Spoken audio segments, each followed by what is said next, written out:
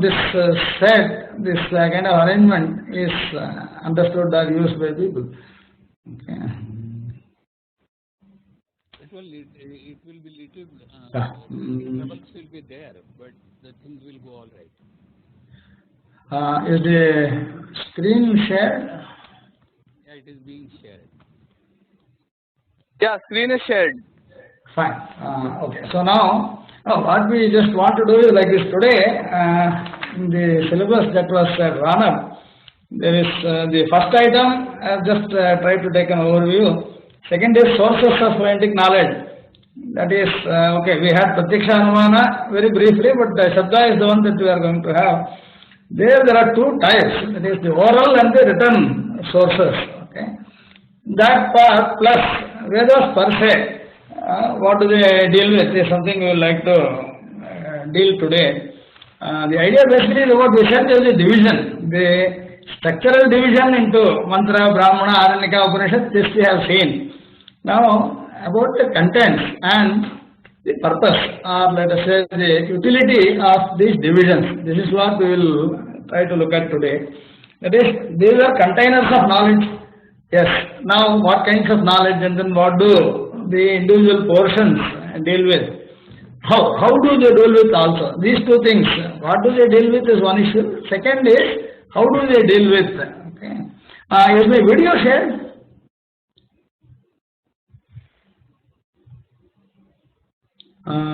Is the video? We can see the screen. We can see your screen. We can see the website. Correct. Am I visible? Is it possible to also share the video? No, is it possible to share the video in this? Yes, it is. You have to turn on your video. Yeah, but where do I do that? On the left, on the right side, there should be a video icon. Do you see it? One second. There is a phone icon. Below that, there is a video camera icon, and below that, there is a microphone icon. No, which one second. Oh, okay. Okay, I'm looking at my Android device. That's how it is there on my Android device. I'm not seeing. Maybe Mr. Kulkarni can tell you about the Windows. See, where do I put my video on? See, I at least want to see if the video is also visible, if it is also getting recorded together. yeah. Yeah, okay. See, that is your WebEx. So, no, this is not the correct screen. This is not what is required to be done, but you have to. Extensions. No, I don't see. No. Open up your meeting window. Yeah, this is the window. No, this is the link street window. Okay. You have to open up the window of your WebEx meeting. WebEx meeting is this. Yeah, so click on join. Yeah. It is preparing your meeting. I don't know what is wrong with it. You are getting prepared for the meeting. It is 52% now. Wait, it will be done there. Is this not completed or what? It is browsing still. Then you have got this viewing here on the top dashboard. Then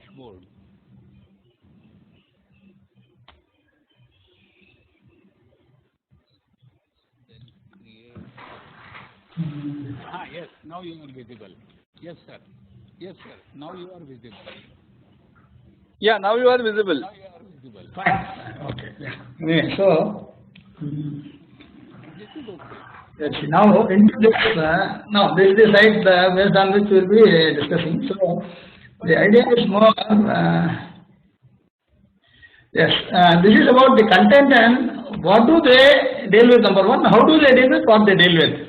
So in this case, this mantra. Brahmana, Aranyaka, Upanishad, I basically said, mantra is the content. Let's say in case of Rigveda, it is about stotras of various devatas or various objects. Then in the case of Yajus, it is about for the performance of various rituals, the kalpa related, the Tretagnis are involved, Dakshinagni, Garbhatyagni, Ahvaniyagni, different activities are prescribed. So what to do where? This is done through the Yajus. Yajus basically is about the Yajna performance itself. This is in the prose form. Sama is in the form of Gana of the mantras themselves. At different occasions, we just invite the deities and then sing their praises. Okay, the singing portion is the Sama part. So mantra is of Yajus or Sama type, and each one has got its own applicability in the Yajna. Now, Brahmana, on the other hand, is about where to apply what mantra. Karma Chodana Brahmana Vakyani. This is the sutra. So that each mantra, in what activity should it be used or should it be applied, is being told by, for example, Imama Gribhnanda Shana Mritasya, there is one mantra. Now, this mantra, where should be used? Then there is a Brahmana Vakya which says, Imama Gribhnanda Shana Mritasya iti Ashwabhijani Madatte. Now, a horse is to be used in the Ashwamedha, and then the horse has got a controlling rope of it. That has to be taken telling this mantra. So, this tells you a mantra is there, it has to be used in a particular activity. Such Vakyas are called the Brahmana Vakyas. Now, what happens is basically initially you are given certain sets of mantra, then you are told which is to be applied for what. Then, within that, it could be of Rit type, Yajus type, Sama type. The third and fourth are the Aranyaka and the Upanishads. That we said, we do not deal with actual fires, actual Agnis, whereas these are conceptual. And a person is not in the grama or among people. He is to himself. He is in a secluded place like a forest. Okay? And he tries to contemplate on the concepts behind. And within that, of course, there are two ways. One is the graduation or transition from worldly phalas or the objectives like dharma, artha, kama towards moksha, and the one which is actually to achieve moksha. So the Aranyaka and Upanishads deal with a person going towards detachment, whereas for the other three, where an attachment is there with dharma, you want to get fame, name, etc., or you want to have money, or you want to have a lot of desires fulfilled, then this is the attachment based activity. So this Trivarga and Apavarga are the other names for these two. We now have, what do these kind of mantras deal with? How do they deal with? So today what I am going to do is, Vedas are containers of knowledge, as opposed to the view that spells for rituals, etc. It need not be. So one very important point, yesterday one of these questions I was just asking, I am answering about the logic, the difference between Western logic and the Indian logic. If we have to see the major point between the two, one of the important aspects is the Indian logic is not in isolation. We do not have only a rule-based kind of, we also have the concepts or the epistemology or the ontology included into the logic. It's a holistic or integral way of looking at something. It's not just a tool set. It also comes with its own content or the data portion. That is, I was also at time telling about knowledge base. So you have some data which is part of the knowledge, which also is analyzed through rule base. So knowledge base contains rule base and database as two aspects of it. Now that part is what is important now.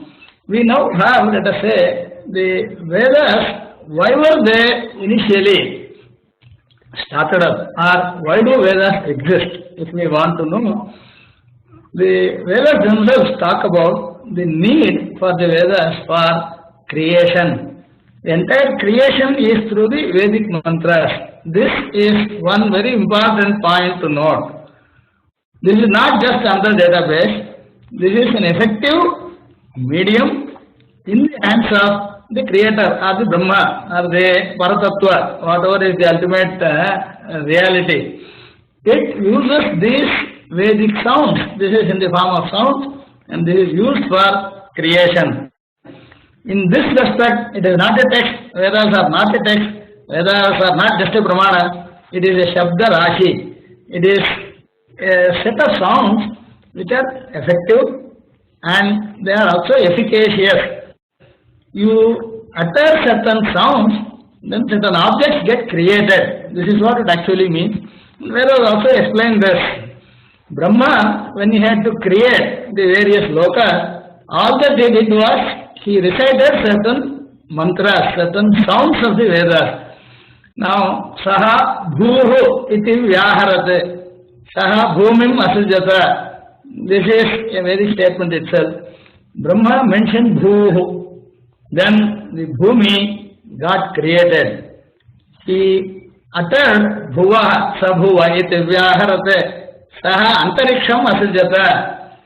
Saha Suvaha iti Vyaharate. He expressed, uttered Suvaha. Then so Divam Asajata, the third loka was created. Manusmriti also makes mention of this. Nama Rupam Cha Bhutanam. But this part is a very, very unique distinction between Indian systems of knowledge and the Western approach to knowledge. We divide all knowledge content into Nama and Rupa. There are two basic aspects. There is a name to anything that we talk about, and it has some form. The moment I say something, I have these two aspects of that thing in my mind. I am talking about something. That about is the name of the object, and the object itself has certain form. It has some structure. Now, idam, itham is the standard way the Shastras actually mention this. Any pratiti is knowledge. Any change of state in the knowledge. You knew something, you are trying to know something more, something different from what was already in the content of your knowledge.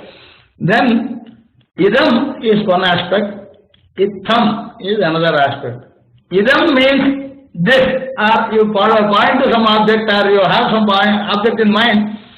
The name is referred to by idam. Whereas, the way it is, the structure, the form, etc., is itham. Itham, the word actually means this way. Idam means this. This is like this, or this is in this way. Any knowledge, suppose we say, I know about computer. Computer is the name, and computer refers to some object with some particular structure or certain kinds of features. So the features or the form or the shape, structure, it could be in different form. Because we need to understand in which all forms the Rupa can exist. So, Nama and Rupa. Nama, Rupa are the two basic concepts based on which all Shastras work. Vedas also work on creation of Nama Rupa itself. How to create Nama Rupa, this from the Veda. So, Manusmriti has one statement, Nama Rupam Cha Bhutanam.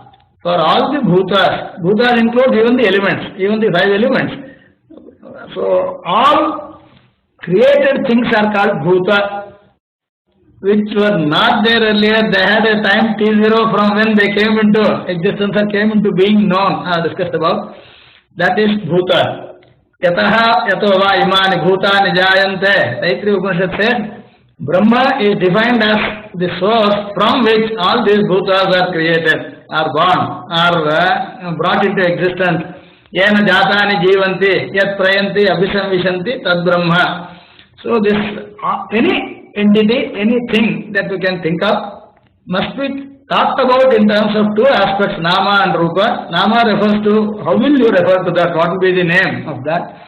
Second is about how do we define that, or how do we know about this, or how do we get the cognition of that. Now, for this Nama and Rupa, Vedas are used. Nama Rupam Cha Bhutana.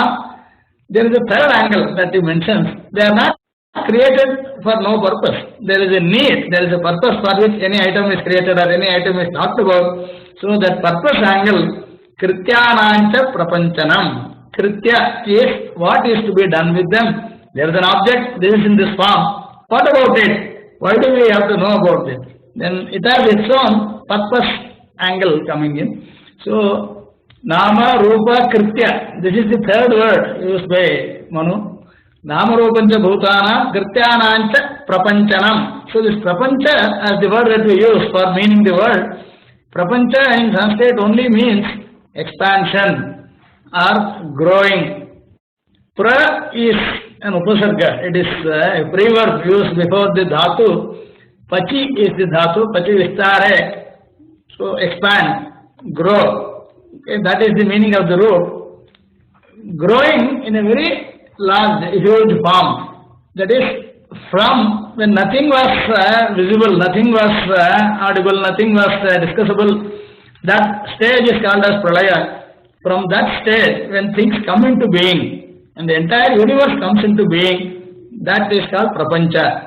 Now, prapancha includes nama prapancha, rupa prapancha, and kritya prapancha. So, nama rupancha bhutanam krityanamcha prapanchanam Veda Shabdebhya eva ado devadinam chakara saha. This is Manusmriti. In the Srishti Prakarana, in the beginning itself, Manu mentions how did the entire universe come into being. Then he mentions that Veda Shabdas, they are eternal. This is not just a text. This is a set of sounds which are having no beginning and no end. Anadi Nidhana Kesha Vaguthrishta Swayambhuva Ado Vedamayi Divya Yatas Sarva Prasutaya. This is another sloka of Manu where he says all Srishti takes place from the Shruti or the Vedas, which has no beginning and no end. Anadi Nidhana. It doesn't have an Adi, it doesn't have a Nidhana. This is the Vak. It is in the form of speech. Vak Uthrishta Swayambhuva. Swayambhu is the Brahma. He utters this and then creates the world. Now, which aspect of every letter of Veda refers to Nama, Rupa and Kritya? This is what I am just wanting to discuss today, and this is something all of us should be clear about. There is a triad. I was trying to tell you even earlier, Jnata, Jnana, Jnaya. So there is always a triad which has Nama, Rupa, Kritya today. It can refer to various layers and levels of understanding. For example, an object like Ghata even, a part, it is created from mud. Then a person creating this should have an idea about what is called as a part, what will qualify to be referred to as a part, how to create that, and what shape it will have, the name, and who creates this house. This together, when we see a part, we have these three items. We get to know that this was not there earlier in this form, this is created, it is creatable. There is a knowing person who can create this. It has some karana, from there it changes to this form. It has a name and it has a particular shape kind. Now this way, suppose Akasha has to be created. What will be the Rupa of Akasha? What will be the name, of course, is Akasha. What will be the purpose of Akasha? Then we have the 5 basic gunas that are required for the whole world to operate. One is the sound. Sound is the very first of the attributes. So Akasha is the first of the elements. Akasha has Shabda as guna. Shabda gunakam Akasham. So with respect to Akasha, when we see the Nama, Rupa and the Kritya, Nama is Akasha. Rupa is, it is Vibhu. It is eternal, vast, infinite. It does not have a limitation. It is present everywhere. That is described by the word Vibhu. In Sanskrit we say Vibhu is something which is all pervasive, which is infinite, which does not have any limitation. Akasha is present everywhere. That is what it means. Name is Akasha. Its Rupa is, it is present everywhere. But it is not Murta. It is not concrete. So it is not visible to the eyes. But it has a unique attribute or the guna, which is Shabda. Sound requires Akasha to propagate. In vacuum, sound will not propagate, which means if Akasha is not present, Shabda will not be possible. So if we now see, Vedas were there first, but Vedas were not audible till Akasha was created. Okay, so first of the book happens to be Akasha, because before that, even though something exists, it cannot be heard. So the Kritya is to make something heard, to make someone hear what you are saying, what you are wanting to express. So in the Vedic words, any word of the Veda, the 3 angles, 3 aspects exist.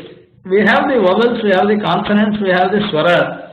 These 3 have at some level linked to the Nama aspect, Rupa aspect and the Kritya aspect, purpose aspect.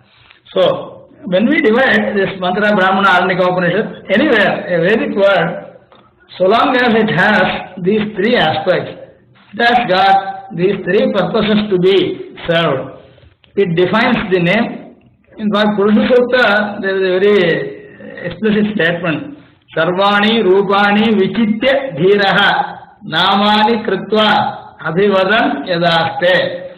Now this mantra actually means this primordial Purusha or the Karana Bhuta of the whole creation, Sahasra Shirisha Purusha. The Sukta begins with this person has infinite number of heads, infinite number of eyes, hands, feet, etc.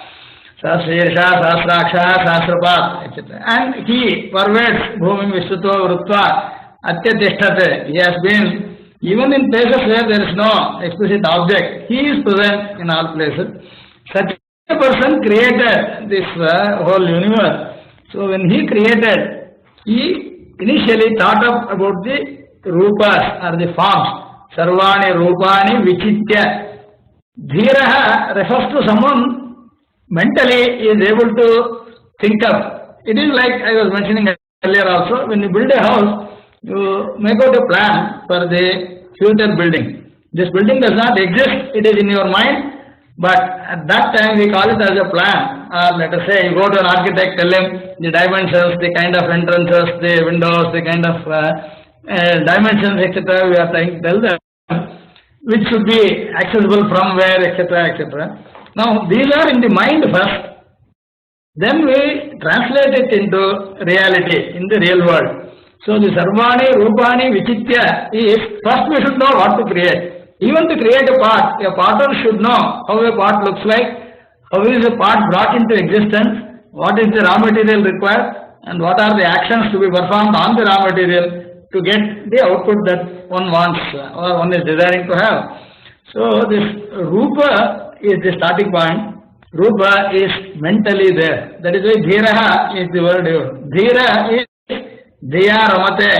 Initially he has these objects in his mind, in his knowledge.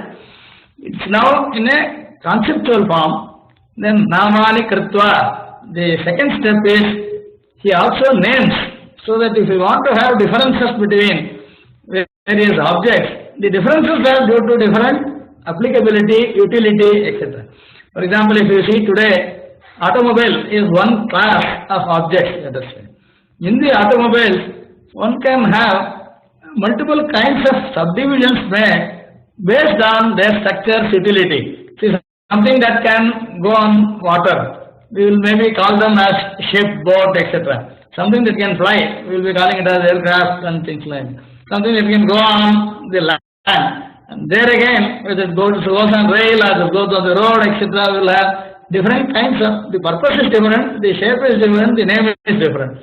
So this is how the Rupani Vichitya Namani Kritva Abhivadan. Then he also tries to check whether that is serving the purpose.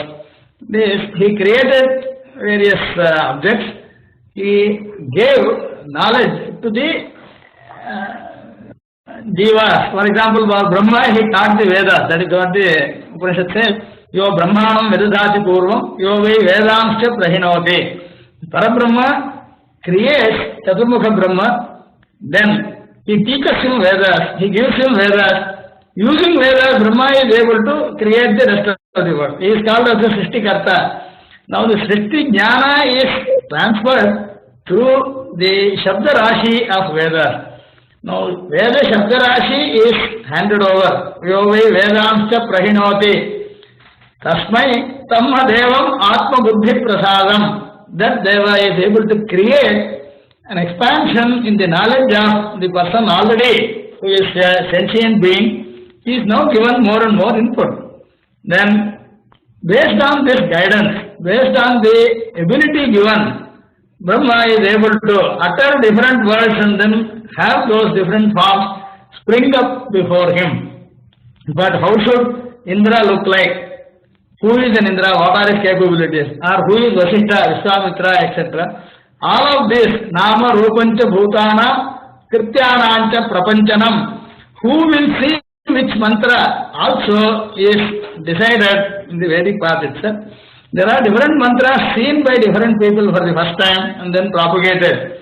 It is not that they created, they received this and propagated. Now this, who is capable of receiving what, is also coded into the Vedic knowledge base itself, the Shabdarashi itself. So the Vedopadesha happens to be the instruction or guideline for all detailed further creation. So now we have the Kritya is what is the purpose for which something has to be used. Like I said, Akasha. Akasha is meant to have the medium for propagating sound. And this should be infinite. Any place, anywhere, one should be able to interact or communicate or speak. Okay. So Akasha is Vibhu, Akasha is Shabda Guna, Shabda Gunakam Akasham. This is the first of the Bhutas. Unless you have a place where the rest of them can be located, it's not possible to have the rest of them. So, Tasmad Atmana Akasha Sambhuta. From the Atma, first thing that was created was Akasha. Akasha, Vayo, Agni, Rapa, Adhya Prithivi. Now, this sequence also is important. And how is this brought about is again through the utterance of Veda mantras themselves. Different words. So those words themselves have the potency within them, the power within them, the moment it is uttered in this form. But this also requires the person's level of competence. So that is through tapas. Okay, we will also deal with it. Vedas also talk about this. By repeated use of the Vedas, this is called as tapas or swadhyaya. Swadhyaya and pravachana is called as tapas. Then one can slowly elevate one's own level, one's own intellectual level, spiritual level. One can evolve higher and higher. Then one can reach the stage of even seeing those sounds which are not so far heard by us. So the first of the bhutas happens to be the Akasha. Akasha is the name, Shabda is the unique attribute of this, and it provides space or it provides location for every other thing. Through that sound gets propagated. Now next is Vayu. In Akasha and Vayu, what is getting added? So this is the way the Indian systems actually come top down and say the elements have their own unique features and they have a kind of harmony among them. Each one builds upon the previous one, so that together as a whole they serve a very great purpose, very huge purpose of the universe.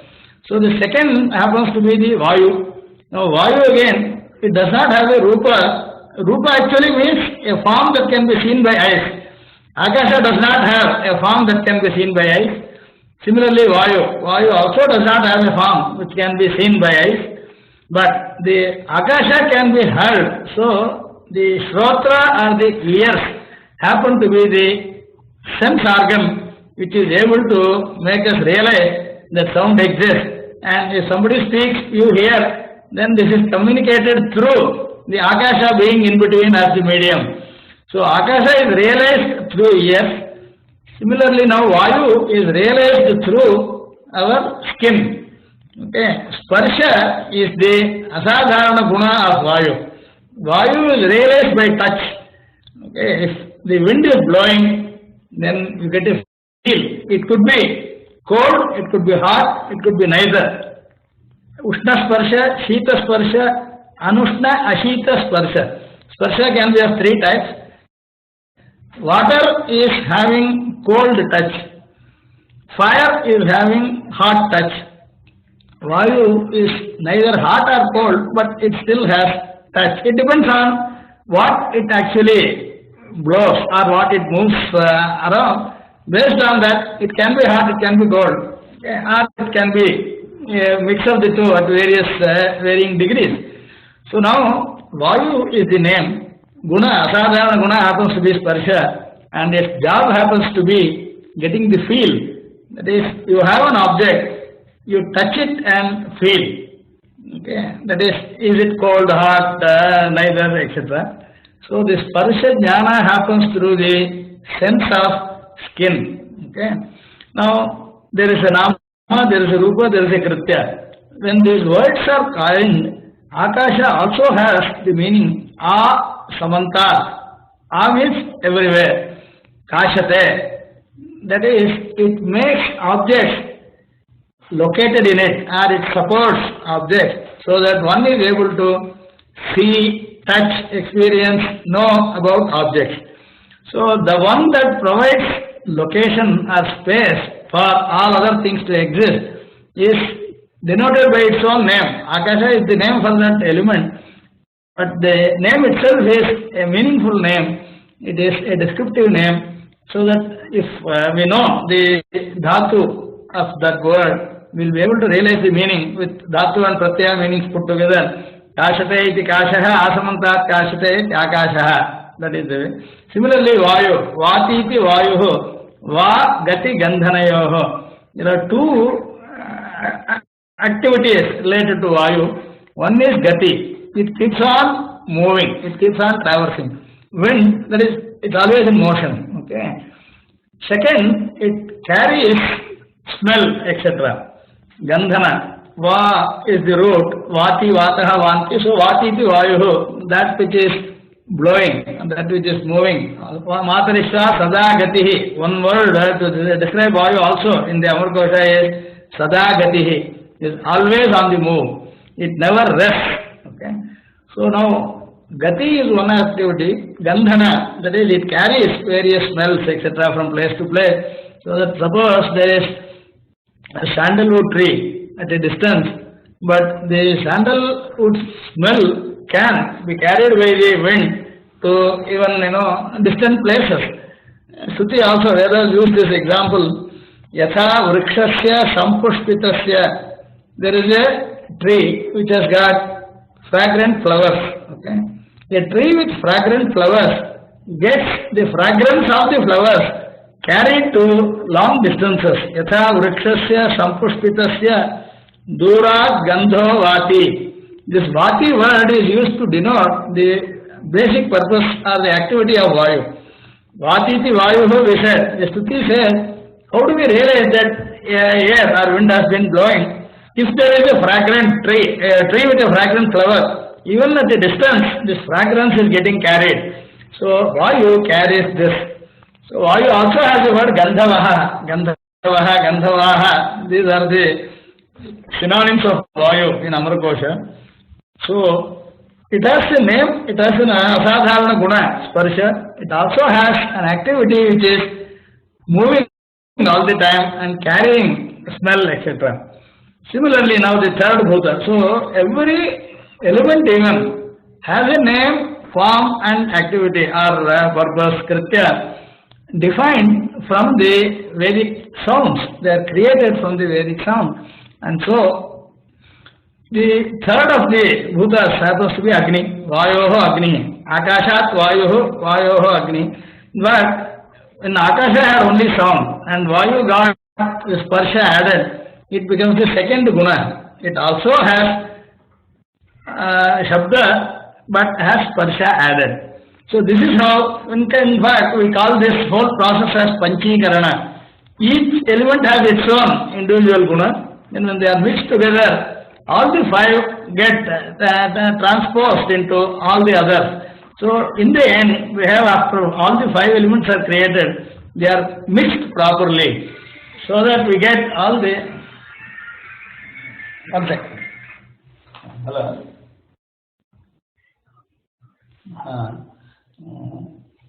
ஒரு 4:45 மணிக்கு பேச முடியுமா? கொஞ்சம் ஒரு கிளாஸ்ல இருக்கேன் sir. Okay.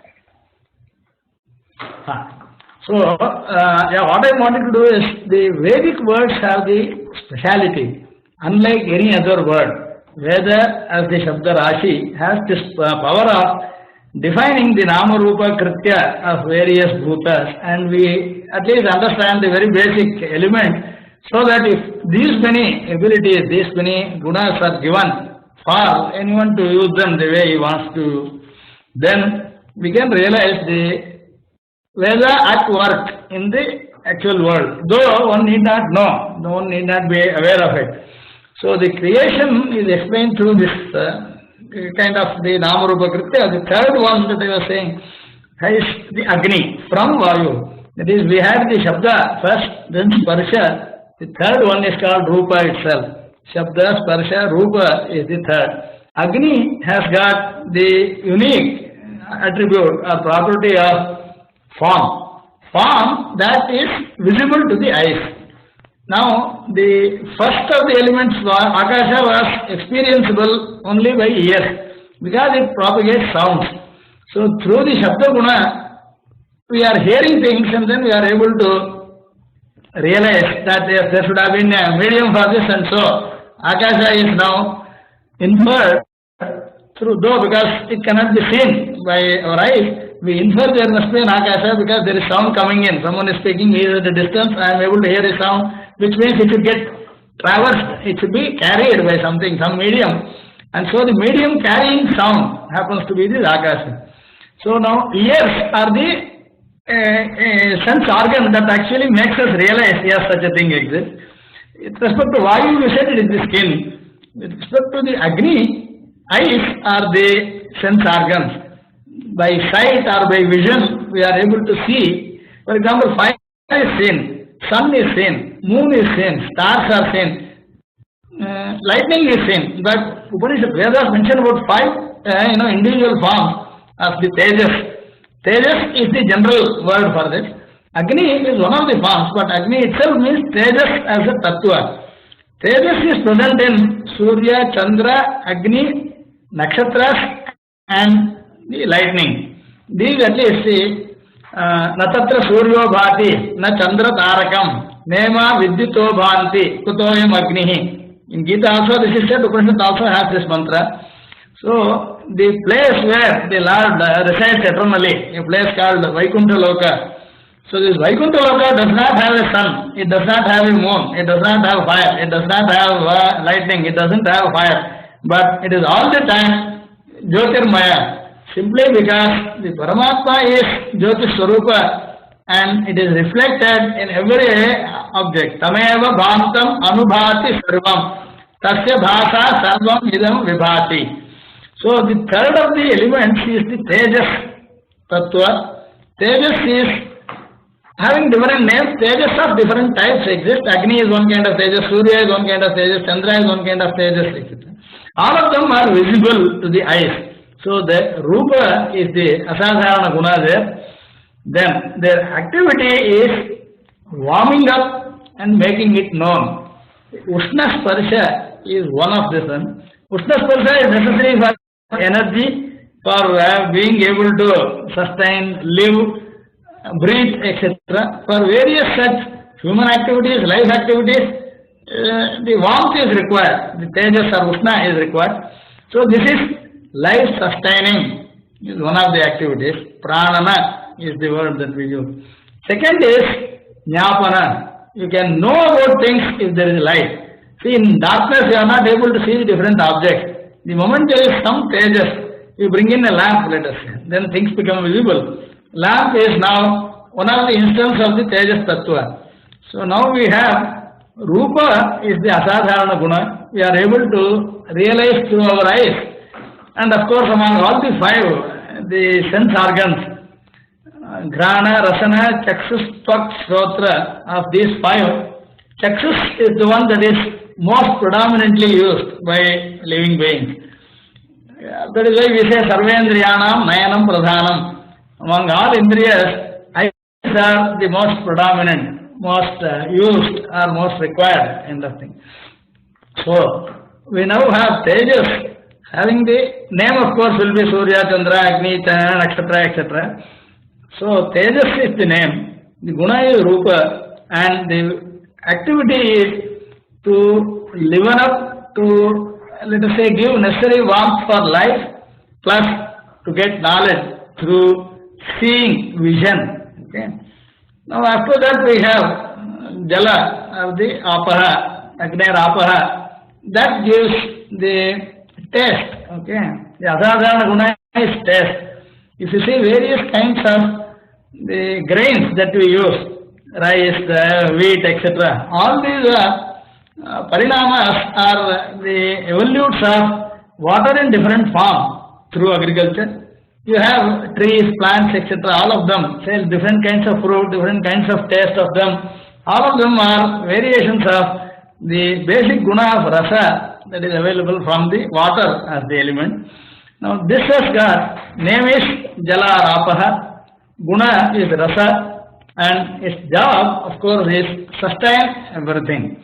But thirst is something which is difficult to contain, difficult to undergo for a long time. That is, if you are thirsty, you run around somehow to see that you get water, you drink water, which means the stability is maintained.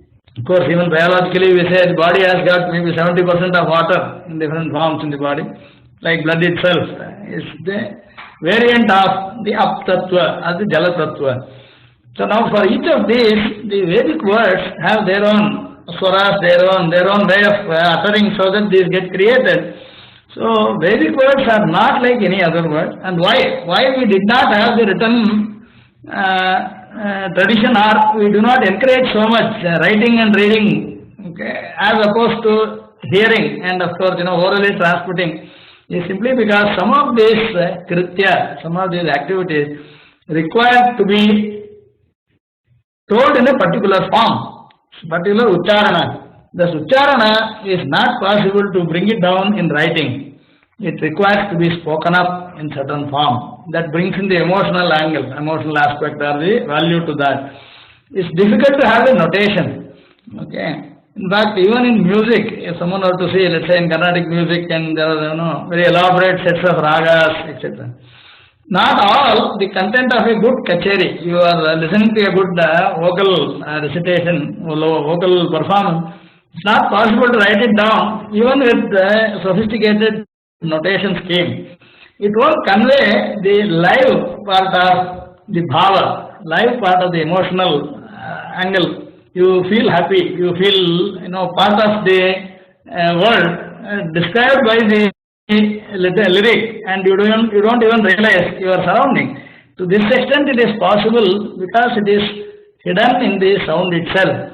If we were to give some notation and then put them into a written form, it may lose its essence, or it may not have the life in it. Okay, so that's one of the reasons Vedas have always been, by design, by need, maintained oral, in the oral mode, in the oral tradition, oral mode I would call, okay, oral form. Simply because then you are able to, for example, you are happy, sorry, or you are indifferent, etc. The words, if they are spoken, they will immediately convey this to the person listening. Whereas if it is written down, it's very difficult to gauge in what mood was the person while writing something. There is also not a possibility about devising so many, let us say, innumerable notations to just say for every possible emotional state, let us have some kind of a notation. This is not possible. So the idea is the oral tradition, it came up by necessity, it came up from the time of creation, it came up with the Vedic sounds. Okay, so the Vedic sounds created the threefold objects of the entire universe, having this nama, rupa, and the kritya aspect of this. The fifth of them, of course, is Prithvi. Okay, that is the one which is gross matter that is visible, like our soil, etc. And its asadharana guna, unique attribute is gandha. Gandha meaning smell. So we now have Shabda first in Akasha, Sparsha in Vayu, Rupa in Tejas, Rasa in Jala or Aptattva, and Gandha in Prithvi. These are the five elements, and having these five, then there is a process where they are completely interspersed. One is found in all the others, like that. This actually is called Panchikarana. We individually have five elements, are the bhutas, five tattvas, and they are now mixed properly. The mixing procedure also has been told in the Upanishads plus the Vedas, in the Karma Kanda also, and Brahma Sutras talk about this, Manu has talked about this. So this Panchikarana is basically, now we have pure Akasha, pure Vayu, pure Tejas, pure Jala and pure Prithvi. From these five, we are wanting to have Panchikrita Akasha, Panchikrita Vayu, Panchikrita Tejas, Panchikrita Jala and Panchikrita Bhumi, Prithvi. Manu says, without this Panchikarana, it is not possible to have an integral way in the world. That is, an object can have all these five, let us say. It can have Shabda, Sparsha, Rupa, Rasa and Gandha together. In fact, the human body, through the various senses, is capable of accessing all these five kinds of knowledge. Okay, so it is needed that they cannot be in isolation. They should be fully amalgamated or merged together. So this is called Panchikarana. So what happens after Panchikarana? Akasha will also be visible. But how is it visible? Of course, is not like the Rupa that is visible to the eye, but it still becomes visible in some subtle form. It will also have some touch. It will also be able to carry on propagate Tejas or light. It will also be able to carry, let us say, rasas and maybe the Gandha also. So this Panchikarana is one more concept that Manu mentions. Manusmriti has the Srishti Tattva given in the initial sloka. There he has also mentioned about Nana Viryaha, these five elements created through the Veda Shabdas by Brahma have different uniqueness. So that is, he calls them as Nana Viryaha. Nana is different, multiple. Each one has its own unique. Virya is its potence. Its power, its Shakti. Akasha has Shabda, Vayu has Sparsha, like that. Nana Viryaha, Prithak Bhutaha.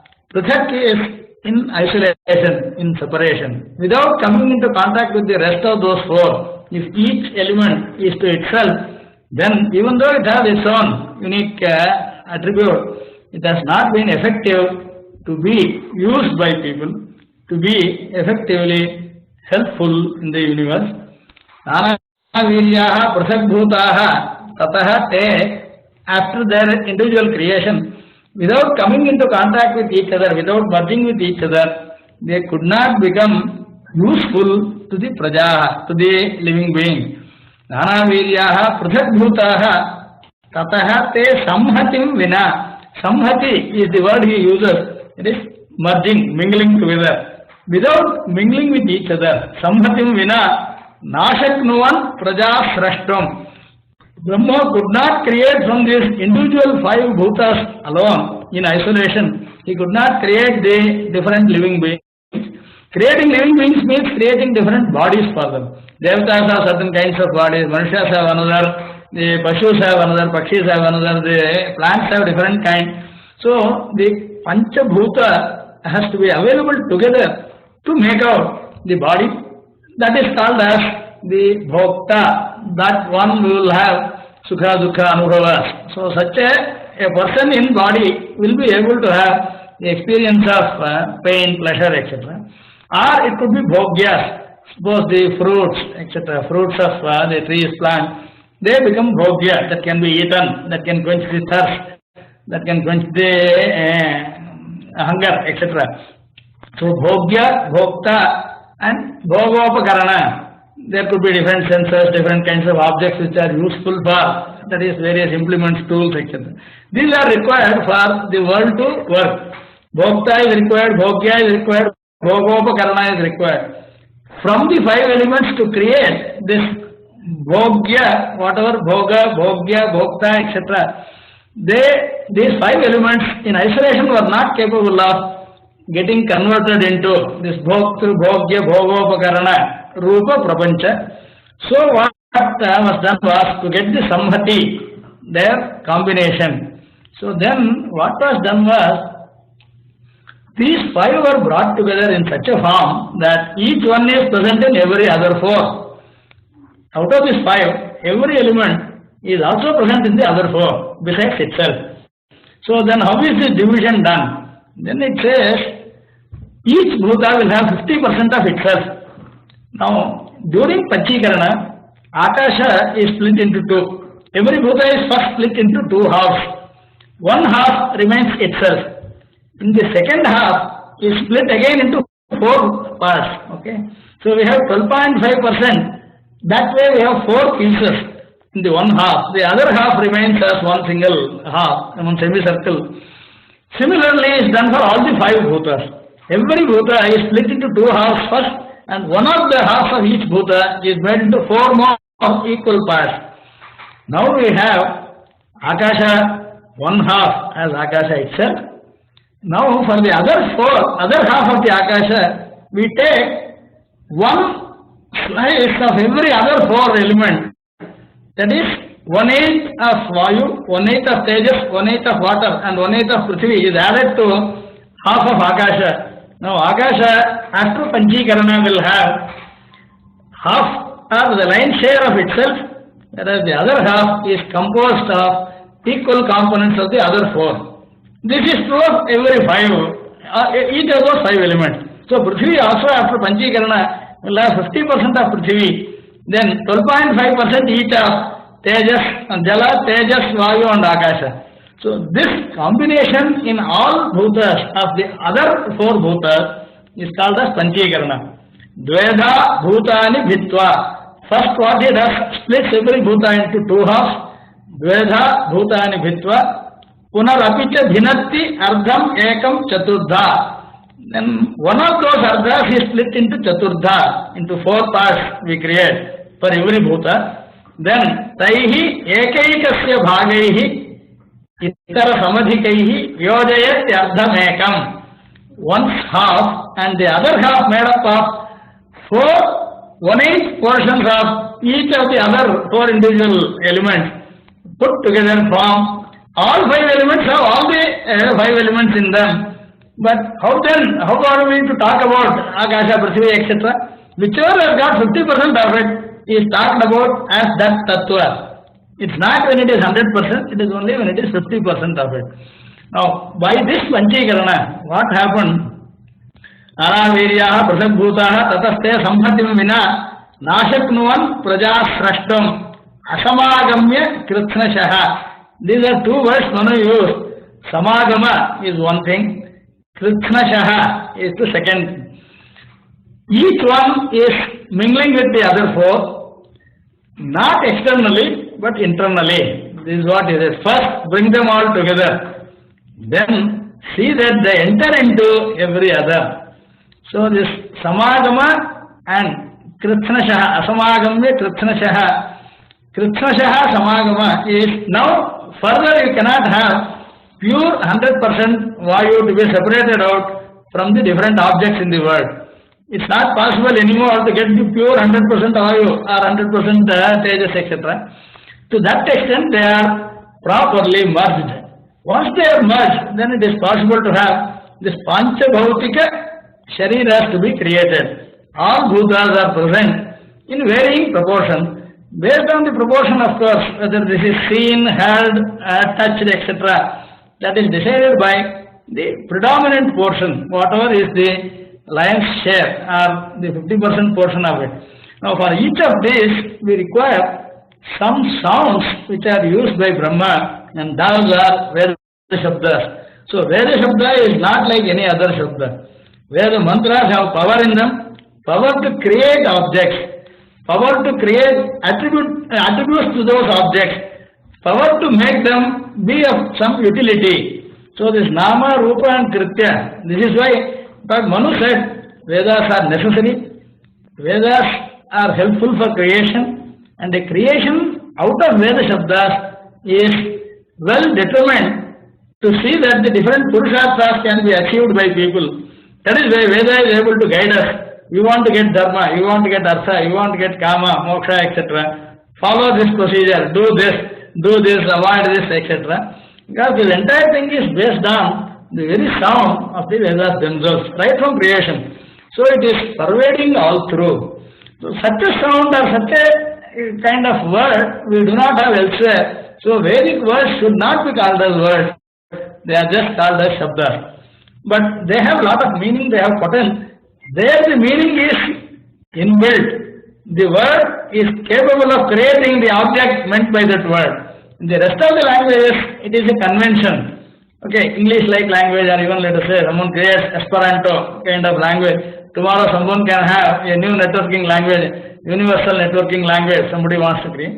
That will all become a convention. We will use this sound or this word to mean this object. This has to be set out by somebody. Whereas in the case of Vedas, this is not created by anybody. It remains all the time. It remains Nitya, or it is eternal. And from such an eternal sound, set of sounds, the world of various objects can get created by manipulating the composition, the percentages of those Panchabhutas. And these Panchabhutas have three gunas, Sattva, Rajas and Tamas. And that is the other level of variable which can make infinite possibilities, infinite kinds of combinations possible. So with those different permutations and combinations, one is able to get the varieties, okay, of the different gunas. So 5 basic gunas are Shabda, Sparsha, Rupa, Rasa and Gandha. It has been sufficient enough. In fact, Shastras have tried to establish you don't need to have any more fundamental gunas. These 5 are sufficient as far as the physical activities go. Anything that is in the form of matter can be handled with these 5 basic gunas. Okay, in the form of sound, in the form of touch, in the form of form, or the shape, in the form of taste, and in the form of smell. Any one of these 5 can be, of course, got through the different sense organs. The Shabda is got by the ears, Sparsha is by the skin, Rupa is by the eyes, the Rasa is by the tongue, okay, and the nose is capable of getting the smell. So the Grana, Rasana, Chakshus, Tvak, Shrotra, these 5 Indriyas. Granendriya is for Gandha, Rasanendriya is to know the Jalas, Rasa. Similarly, Chakshus is for the Rupa, Tvak or the skin is for the Sparsha, Shrotra is for Shruti, is for getting the sound. So the Panchabhautika, Panchendriya, and within them Pancha Jnanas and Pancha Kriyas, this is capable of explaining the entire activities, entire objects, entire the transactions of the world. But they come from the very basic Vedic words, sound. We don't change those words basically, because the significance is held within the word itself. It does not come externally. See, in a given modern language or artificial language, you will need a dictionary, you will need a lexicon, you will need a list. This would mean this kind of. In the case of the Vedic words, it is not required. They themselves embody the object or the meaning within themselves. That's one of the reasons we don't want to change. We should not miss the pronunciation, miss the vowels, consonants, etc. Yeah, this will then refer to something else, and this will create some undesired effect. Okay, so very effective sound is the Vedic part. It's not a word. It should be called as effective sound. So we call it a Shabda Pramana. Veda is a Shabda Pramana. Shabda is not just sound, noise, etc. It is opposed to the sound, noise, or that kind of Shabda. Veda Shabda is something which is, it is also called in the Shastras as Karana Shabda. Shabdas which are Karana for the Jagat, whereas the others are Karya Shabda. The words that we use by convention are Karya Shabdas, meant for certain purpose, and someone creates. Yeah. You want to ask something? Are you wanting to ask something? No, I am understanding it perfectly. Sorry? Yeah, fine. Yeah, fine. Good enough.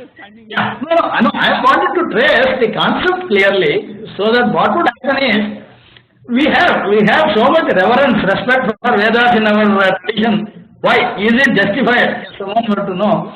This is the reason. Nothing else can come to this level.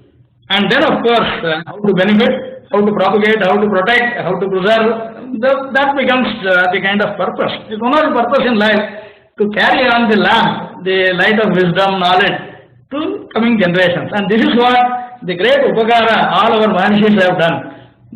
So we can do nothing more just to go down to them. what else can we do to them back?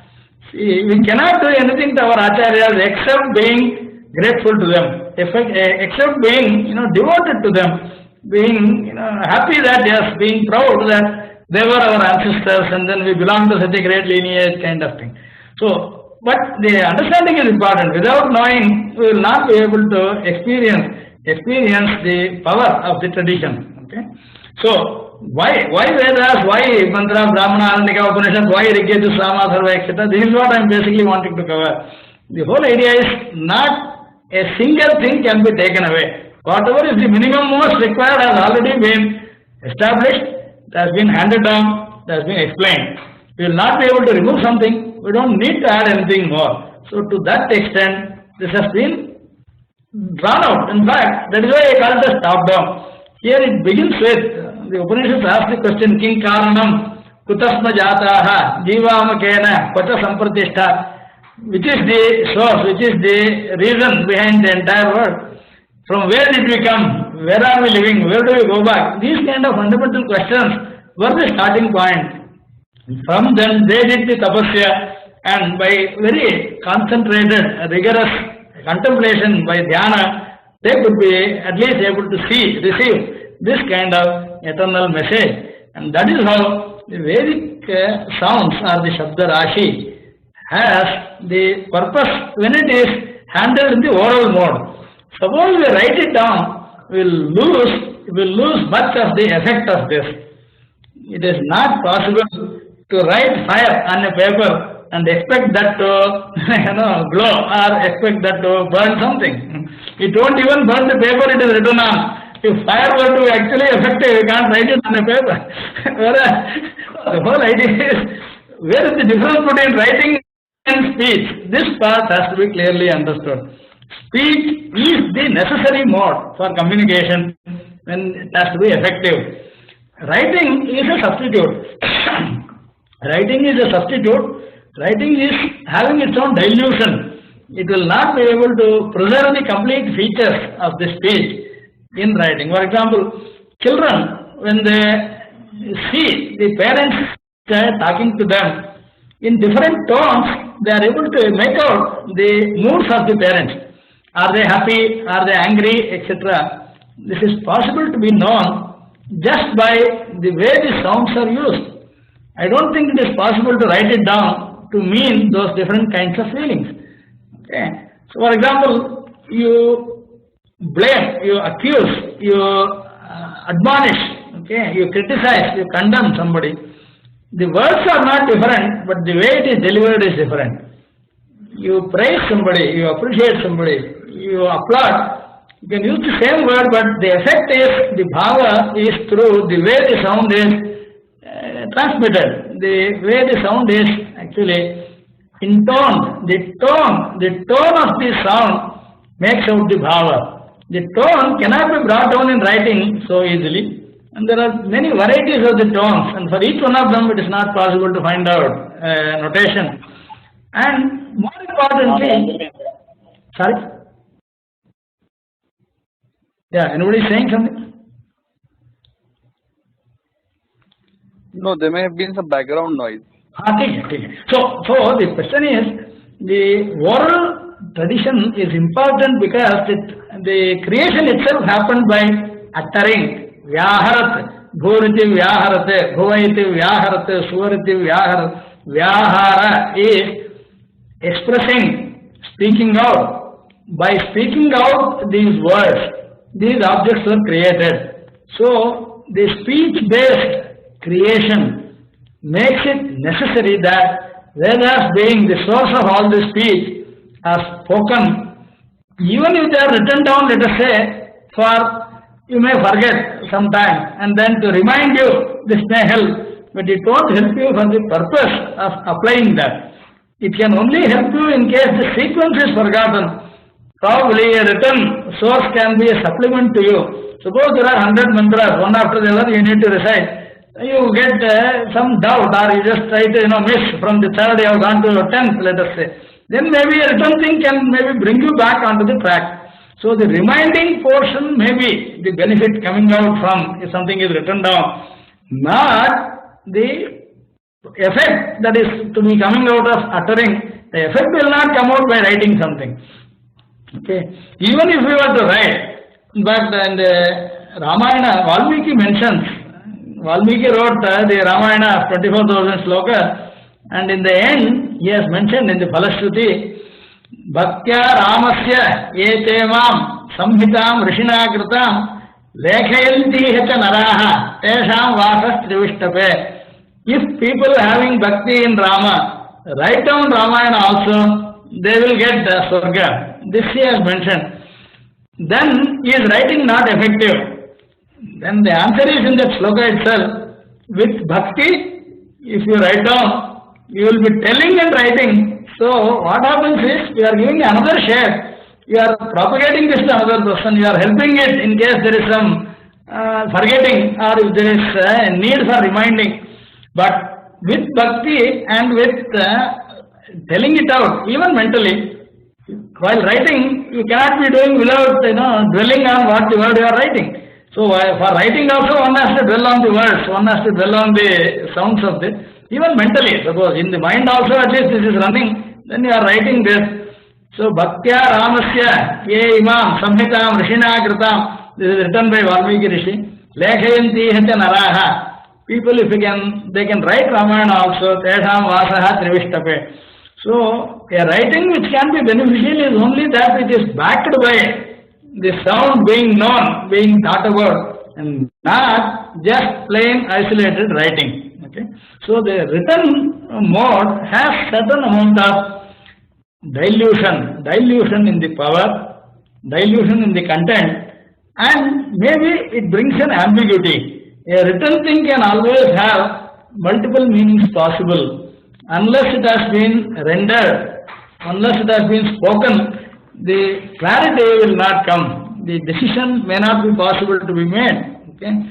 From that point of view, as opposed to the written tradition, Vedas, even after they were written, they were published, printed, it is still insisted that they should be learned in the oral tradition. That is to get the power of that, the efficacy of that, it does not come without it being spoken. Now, speech being the basis for all kind of communication, conversation, so language also starts from speech basically and not from text. Okay. Normally we find in the West, text meaning written form is called as text. Okay. Written form is not text in our case, speech is the text in our case. We use the word like grantha. Granthas are, let us say, the slokas, sutras, etc. These are all spoken out. Okay. Whereas writing is in the form of, let us say, the palm leaves are also written, even maybe hundreds of years ago. As I mentioned, this is for certain purposes. If the author is no longer there and still we want to hear what he said, then one of the mediums that can be used is the written medium. The medium can live much beyond the life of the speaker. That is why the palm leaf kind of medium were chosen, which can live for hundreds of years. So even after the person is not available, the benefit of the person's speech is available to later people. So this is one of the purposes when actually people wrote out, when our ancestors wrote out the Shastras, Vedas, etc., Itihasas, Puranas on palm leaves, their purpose was to propagate, to carry it on for future generations. This was one of the purposes. Second, as I already mentioned, Mahabharata kind of text with 1 lakh slokas is very difficult to remember by heart. So, to get the sequences reminded to us, writing helps. When you remember, you write this down. When you forget, that will be an aid for you, that will be a help for you to remind you. Okay? Then, of course, the third part could be to distribute to multiple people. See, one person is speaking. He can have multiple shishyas, even Vyasa had many shishyas, like we talked about the Shakha division the other day. Each Veda has got multiple Shakhas. So different branches, meaning Vyasa taught to different students, different rishis, different portions. Okay.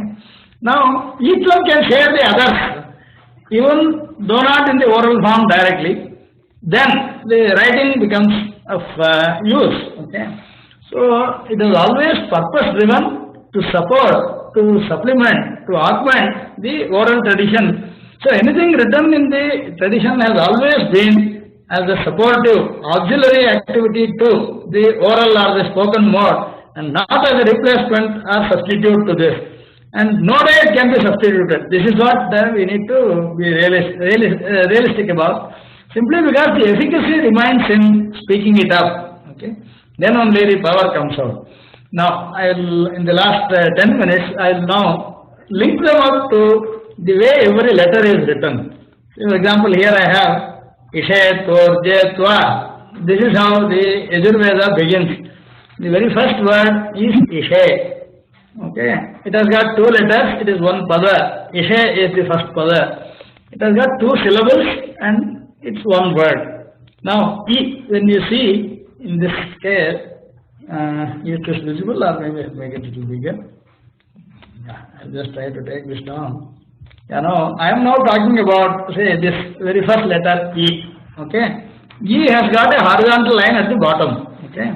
Now this horizontal line at the bottom is called Anudatta in this shaka. Okay.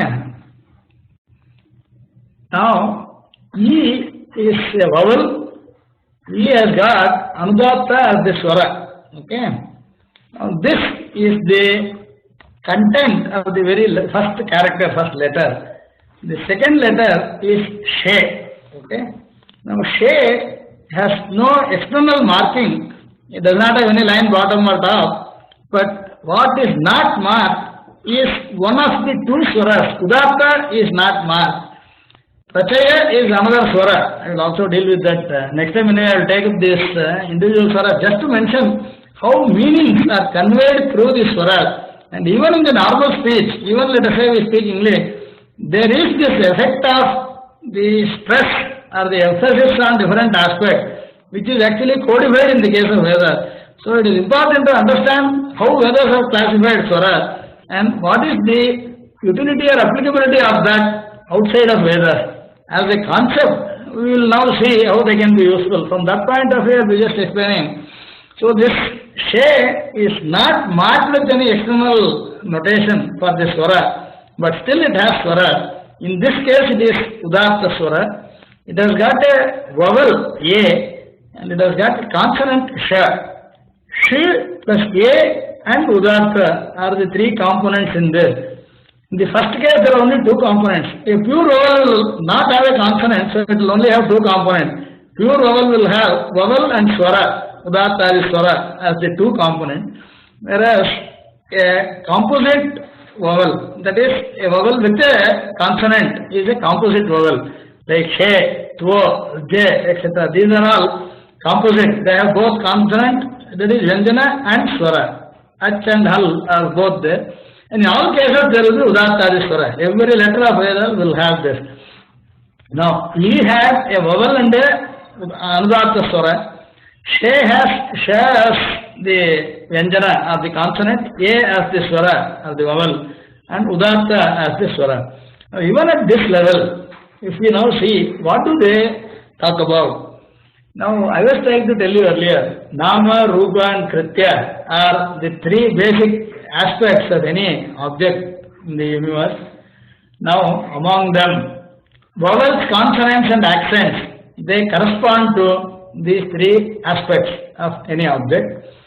Now, vowel is independent, consonant is dependent, and swara is an embellishment to the vowel. All vowels only can have swara. Vyanjanas do not have swara.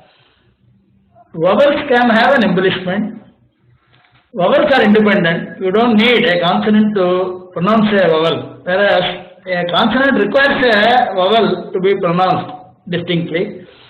So now there is a dependent entity, an independent entity, and an embellishing entity. Now these three are to be now mapped to this Nama, Rupa and Kritya. Okay. Now an object will have a name. Name actually means the substance. And its shape or the guna is the second, that is dependent. Third is the purpose for which it can be used, that is the embellishment. That can keep varying. Same object can be used for multiple purposes, multiple times, multiple people, etc. So now this ach, hal, ach means vowel, hal means consonant, and swara. Swara means udatta, anudatta, sarita, etc. Intonation. So now these three together, vowel, consonant and tone. Let us say, for simplicity, we can call that as vowel, consonant and tone. Now these three aspects should correspond to the nama rupa kritya part of it. Then an object, the attributes or the qualities of that object and the purpose or utility of that object. This is how we have these three things working together as a single unit. Okay. Each syllable in the Vedas has these three components. Now what happens? Ishe, actually this word means having consonant and vowel, consonant and which one? Swara or the tone. Tone. Udatta is swara. Udatta, anudatta. See, swara is a common word for both vowel as well as the intonation. So that is why I said we will call it as tone maybe. Tone, so that the way the ucharana is done, the intonation or the stress, accent, whatever. You can use any word. That is, vowels can be pronounced differently in different forms. So the way of pronouncing a vowel is the tone or the swara. In the other way. Sorry? Same swara can be pronounced in some other etc. See, akara itself can have udatta, udatta, sarita, etc. Okay. Every vowel can have udatta, anudatta, swarita, pratyaya, etc. This is possible. That is why I am saying this is an add-on. This is an embellishment to the vowel. The vowel can be stressed differently. Okay. In fact, that is where the bhava comes in. You can change the bhava not by changing the word, by changing the way of uttering the word. Okay. So because of that, the swara is the common word. It is there only for ach. So swaras having two levels. One is the basic character. Second is the way it is pronounced. Okay. The way of pronunciation of a vowel is called the swara. That is udatta, anudatta, swarita, pratyaya, etc. There are multiple, Samveda has got up to 49 varieties we have. Even music also, Nishada, Rishabha, Gandhara, etc. They are all for the same vowel. You can have multiple swaras of them. It can be Nishada, it can be Gandhara, it can be Manchama, etc. It does not matter. But those are the intonations or the tone part of this. The letter is not different, but the letter rendering is different. The way it is spoken is different. Okay. So, but that is an essential angle. That is an essential aspect along with the letter in the Vedas. So that is why we say ach, hal, and swara are swara, vyanjana, and the pronunciation or ucharana. Let us say we can even call it as ucharana. Okay. So the three aspects which we are knowing. In fact, She has got all the three. Okay. If we know the meaning of this word, now Ishe actually means for having something to eat, for having food. This is the actual meaning. Ishe, Annaya is the Bhashya. Veda Bhashya says Ishe, Annaya, Anna Samruddhyartham, Anna Praptyartham. That is the meaning. Now, how does that meaning come from this word? Ish is the Pratipadika here. Ishyate iti ish, that which is desired. Okay, that is the word coming out of the ichha as the kriya. See, somebody is hungry, then he wants to have this. This hunger is unavoidable for all living beings. You like it or not, you want it or not, it exists. And periodically it shows up. Now the moment the hunger comes up, one wishes, desires to see that it is quenched, it is taken care. The moment somebody feels hungry, he somehow tries to see that he quenches that hunger. So this ichha is towards being stable. And your stability or your bodily stability can get periodically reduced or affected.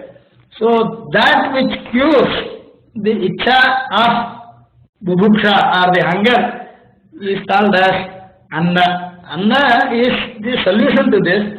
So, Ishe, the Vedas talk about the Karana and Karya are used interchangingly. We now want to do yajna. This is in the yajna prakarana. For this Ishe, Tvorje, Tvetyaha, Ishamevo, Yajamane, Dhati. Veda tries to explain this. We have said this mantra, then what is the meaning of this, how to achieve this, there in the Brahmana portion.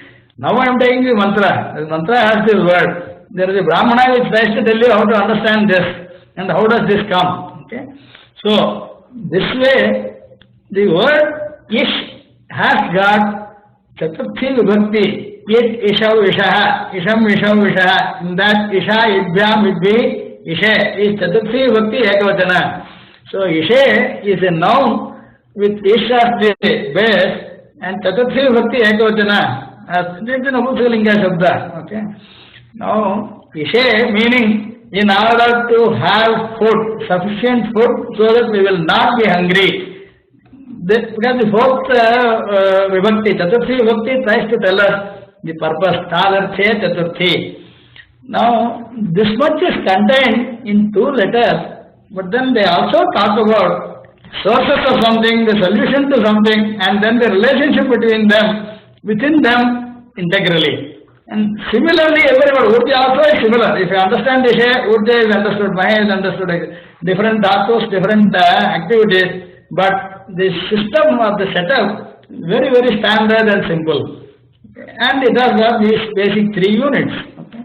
So, because of this, if it is written, it is not possible to appreciate fully.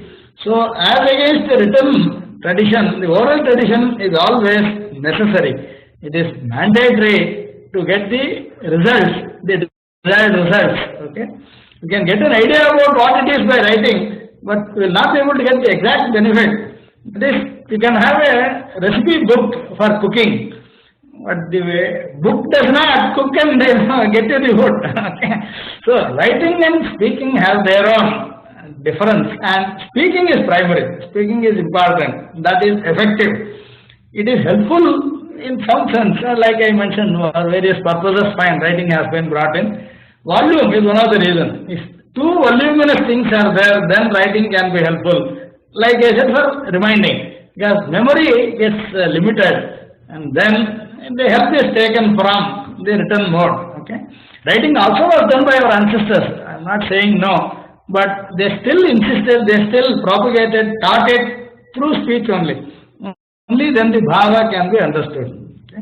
So today we have tried to look at, I am closing this class today.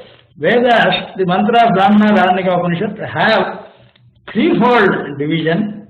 They refer to Nama, Rupa and Kritya through Ach, Hal and the Swaras.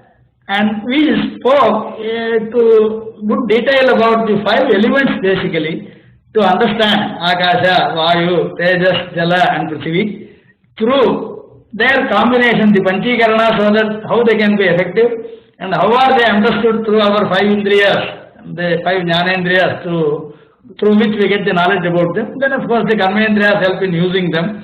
Now with this background, then it is possible to see why Vedas should be infinite, whether they are countable, whether there is repetition, whether there is any useless things there, etc. So, by definition, if something is there like this, then many of these things will get automatically answered.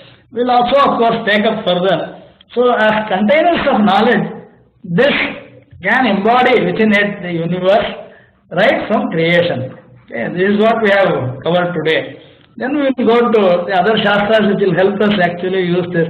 Where does Vyakarana come in, where does Nyaya come in, where does Shiksha come in, etc. This is how we will further take this up.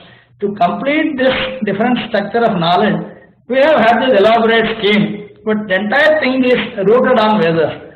Veda, Vedanga, Upanga. So, Veda happens to be the root of everything. So, Veda also is knowledge. Like we said, it is a container of knowledge of different types. So, this class we ended at this note. Okay, and then further we will take up.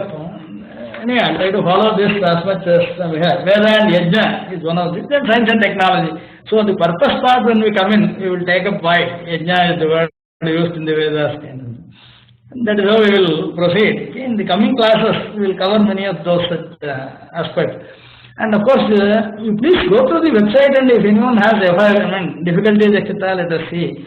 This is just to see that the appreciation about the content, the arrangement, etc., is to slowly happen in the background. It's not necessary that I should teach the text, but I should teach the structure, I should teach the content, the arrangement. That is why I am wanting to use this. Okay. So we can close this class at this stage. So any questions? Yes, I am ready. Okay.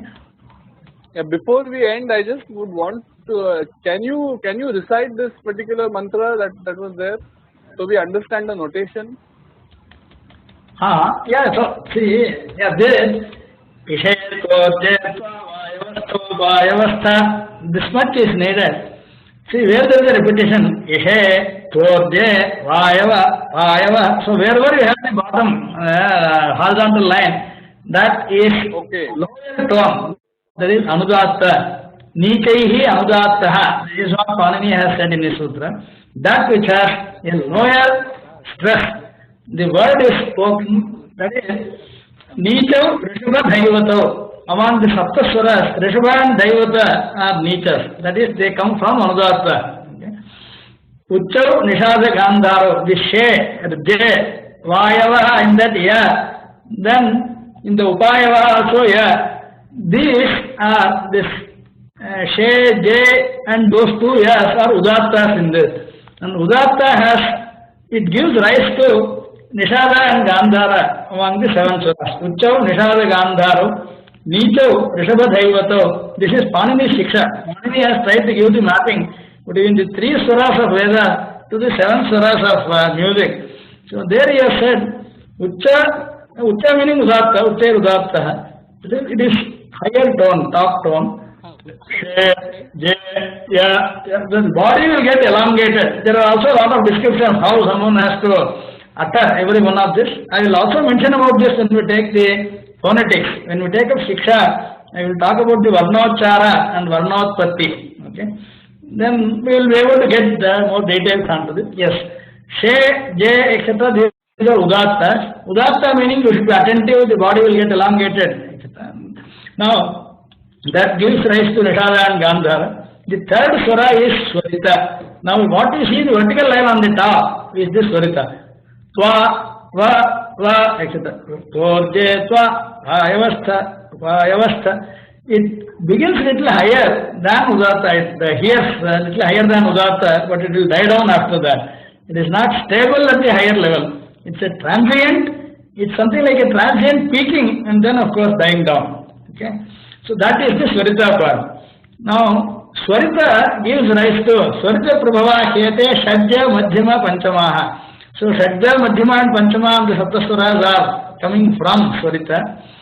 So there is this mapping between how someone actually recites, either musically or in the Vedic part. They are related to the levels or the places. There is a kind of, a graph somebody can draw.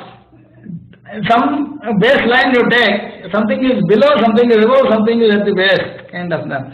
And within them there will be transition also. Based on 2 consecutive letters, there will be some transition, and the transition will also be part of this. So when we continuously utter something, this changeover will happen at every syllable level. At every letter there will be changeover. And so there are also the Sandhi Swaras that will come in. We will deal with some of them in the phonetics. In the Shiksha Vedanga, I will talk about the different aspects that are worked. It is important even for a very simple, speech, ordinary speech, even let us say, discussing politics or sports also. Generally, speech has these features. Some of them are not used with intention and some of them are not understood well. And some, of course, are not fully present in the Laukic conversation. Vedic conversation has many more subdivisions and purpose for every one of them. That is the difference.